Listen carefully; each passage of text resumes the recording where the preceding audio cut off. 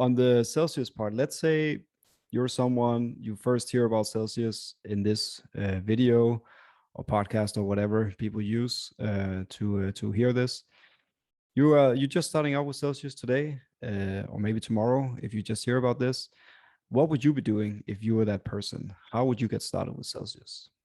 Yeah, for sure. In what way? Just as a general investor, like as somebody who, what would be my focus, or like me Yeah. myself person? You talking about me personally, or?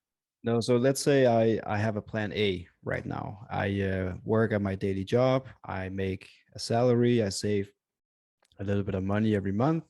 That money goes into my bank account where I get, if not zero yield, then negative yield on my cash in US dollars, let's say for simplicity.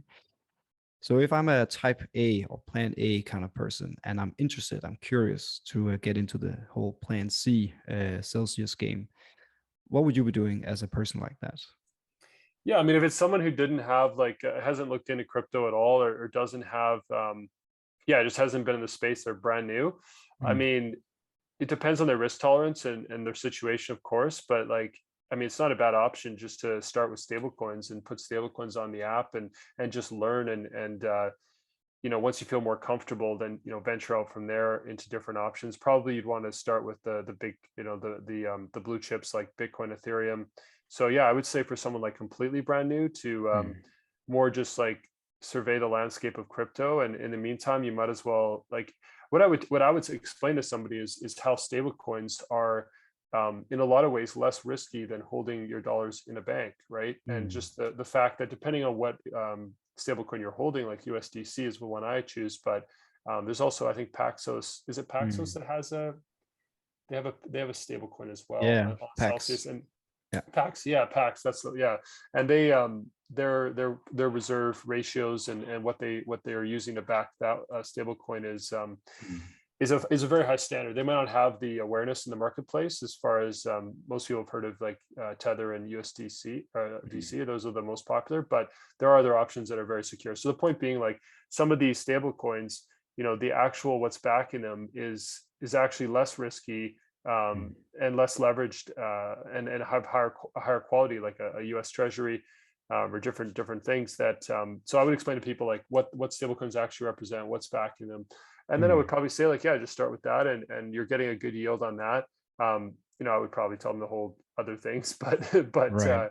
but I think starting out, like the safest and kind of best way to go, because I look at what I did when I got into crypto. I got in at the peak of 2017, Mm, which, and the thing about crypto or any kind of market cycle is most people, they're going to get interested close to a top, because that's when all their friends mm, and people they know are talking about it, right? If we just think about, we just had a huge influx of people come in, mm, and I can talk about why, like a lot of them bought in like between 40 and 65K, right?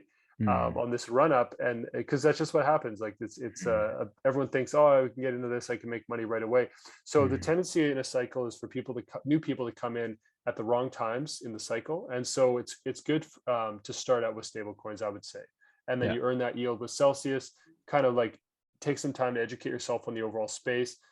Maybe start with the larger caps, like stick Mm, with like whatever the top 50 or top 20, stick with a Bitcoin and Ethereum, stuff mm. that's more proven and safer. And then maybe from there, like venture out into what people see as other opportunities. Um, but yeah, it would be a different answer if I can't give financial advice to anyone, of course, but it'd be a different answer if someone said like, what would I do today? Right. Starting out, because with the understanding I have of the last 4 years, I would be Right. making certain decisions, right? But that's, Right. But yeah. if you're just getting Keep into it keeping it crypto, general. Keeping it yeah, general, I think the yeah, stablecoin approach to start with, and yeah, yeah, get yeah. comfortable with using Celsius, the app, or another platform that is of high quality, and kind of go from there, because you're earning that yield, and then with that yield, you can decide, okay, with this yield, maybe I'll use the interest to start Mm, to dabble in other coins, yeah. or yeah, go from there, right? Yeah, and I mean, it's easy to understand also a stablecoin. Of course, you need to look into the different stablecoins because there are many. But once you wrap your head around that concept, it's pretty straightforward, right? $1 equals one USDC, for example. If that's what you use?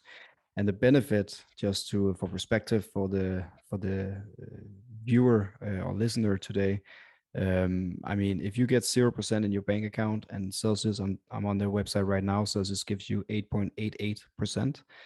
the economic benefit is pretty obvious, right? You might pay some onboarding fees going from fiat US dollars to a stablecoin like USDC.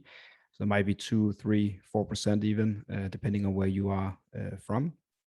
But even then, you will make a return after maximum 6 months. And after that, it's just pure profit, right? I heard recently that Celsius is also coming out with their swap feature. I think it's soon, in August, I heard. Don't hold me up against that. But when you can do that, I mean, once you're in Celsius or equivalent, when you have stablecoins, it's easy to just swap from USDC, for example, to Bitcoin. Let's say once you're more comfortable in the new and exciting crypto space. Yeah, exactly. Like you're well positioned, right? Because then you're in a yeah, you're in a place like you said with Celsius, or another. There's other good options, but like yeah, with Mm, Celsius with the in-app swaps, I mean, it does put you in a good position because you're in the app there. You have your stable coins. You're learning about the different opportunities, and then you say you have a drop in the market or whatever along the cycle. Then you mm, just quit. You just right in the app. You can decide what percentage you want to put into something besides the stable coins. So yeah, you're in a position where you can take advantage of drops exactly. and over time you can kind of keep an eye out. Like what I would say would be a good place for someone to be is like educating themselves about the market, like you said, earning that yield, and Mm, then be eyeballing specific investments they've targeted, and then looking for opportunities to get into the cycle and waiting for a correction. We're going to have them. Like the thing about crypto is it's volatile. mm, It gives you opportunities to get in, and sure. there's always like it's still very early, I believe, in Mm, the overall like adoption curve of crypto. So mm, I mean, and I think the tendency for people getting in when they find out about it is like you get excited.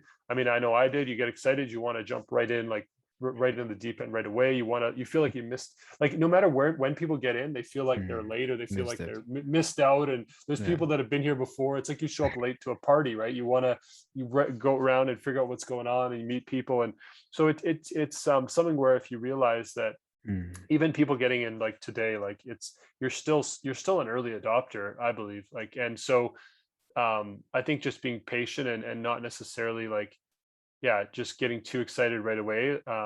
You can go, you can the result, you can get good results in a way no matter what you do if you mm, hold long enough. But it's mm, still, I think it's a less emotionally painful approach to be a bit more conservative out of the gate.